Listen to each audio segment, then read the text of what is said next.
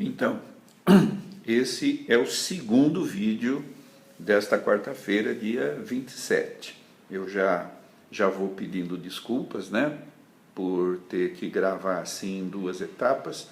É uma questão técnica aqui do equipamento que eu tenho, tá? Então, nós vimos que no capítulo 12, do versículo 1 até o versículo 10, ele fala de duas experiências. Ele fala da experiência do seu arrebatamento ao paraíso e fala do espinho na carne. Não é? A grande intenção de Paulo é dizer que a força do seu apostolado não estava em experiências miraculosas, em experiências espirituais assim milagrosas, nada disso. Muito pelo contrário. Ele sempre quis deixar claro que, a exemplo de Cristo, que se fez fraco morrendo na cruz, para se tornar forte pelo poder de Deus quando ressuscitou e foi levado à destra de Deus Pai, ele também não queria prevalecer pela força, pelas qualidades, nada disso. Do versículo 11 até o versículo 18, na verdade aqui, ele, mais uma vez, veja o versículo 11 dizendo que ele tem se tornado insensato. Ele parece absolutamente incomodado de ter que falar dele mesmo, de ter que se justificar, quando na verdade não há nada para se justificar. Novamente ele faz referência no versículo 11 a esses tais apóstolos, né, que eu já falei que em outra tradução traz os superapóstolos, né? E ele fala no versículo 12 de uma coisa muito interessante, né, que são as credenciais. Ora, quais eram as credenciais dele como apóstolo? Era a sua vida. Era o seu apostolado, o seu trabalho, a sua vivência. Ele não precisava apresentar um documento. E aí, no versículo 13, ele diz: porque em que tendes vós sido inferiores às demais igrejas, senão neste fato de não vos ter sido pesado? Perdoai-me esta injustiça.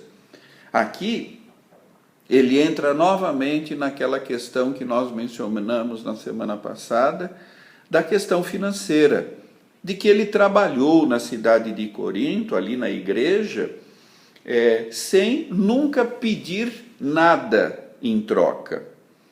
E essa expressão, não vos ter sido pesado, ou não vos serei pesado, ou não vos fui pesado, que aparece no versículo 13, no 14 e também no 16, esse ser pesado que ele diz é justamente: eu não dei despesa para vocês. E parece, conforme a gente explicou no estudo da semana passada, que isso não soava bem para aqueles irmãos, não é? Talvez eles queriam que o apóstolo dependesse da ajuda daquela igreja.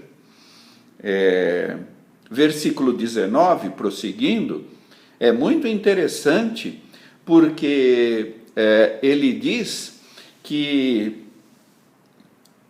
o seguinte: há muito pensais que nós estamos, que nos estamos desculpando convosco. Então ele deixa bem claro que ele não está pedindo desculpas, porque ele não tem nada para se desculpar. Ele diz que aquilo que ele faz deve ser julgado perante o Senhor Jesus, diante de Cristo, não é?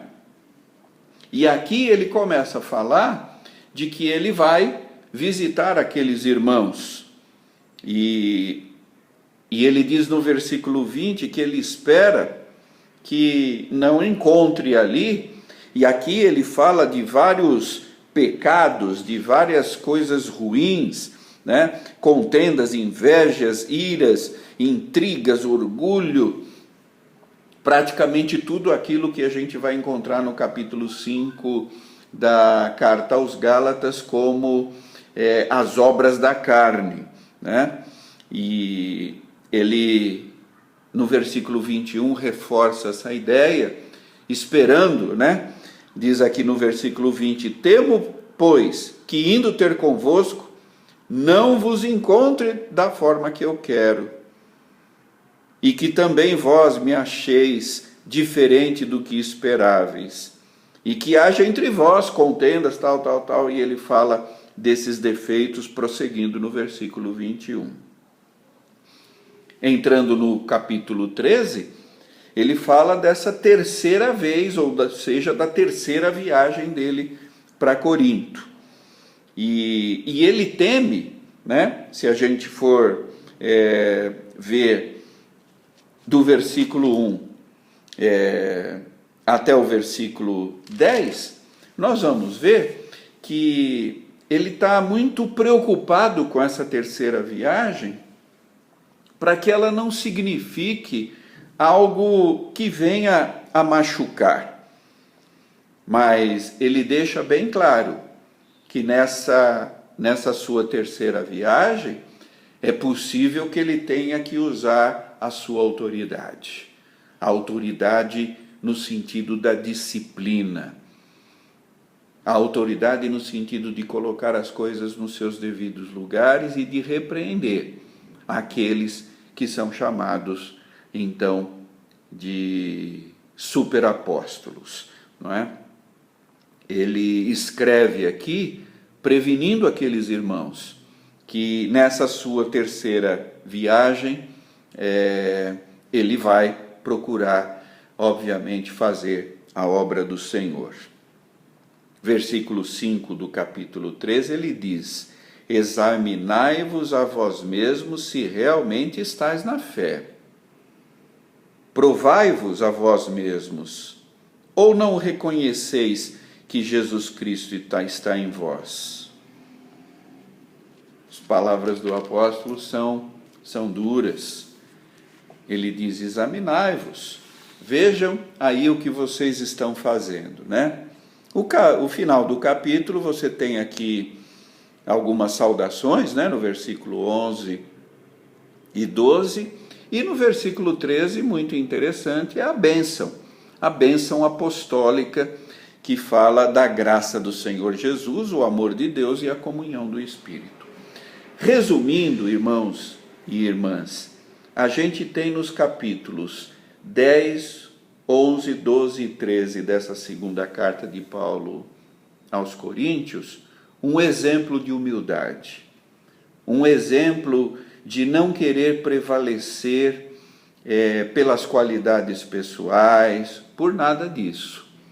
A defesa do apóstolo se dá ao tentar ser como Cristo, que prevaleceu na fraqueza, que foi humilhado, foi crucificado, foi morto como um cordeiro, e o próprio Deus o levantou e lhe deu um nome, como está lá em Filipenses, que está acima de todo nome. Ao nome do Senhor Jesus, nós proclamamos a glória. Ele é que deve ser glorificado, e o apóstolo Paulo nos dá um exemplo nesse sentido. Que Deus abençoe a todos e leiam o texto com atenção, pois é um texto muito edificante. Que Deus abençoe a todos.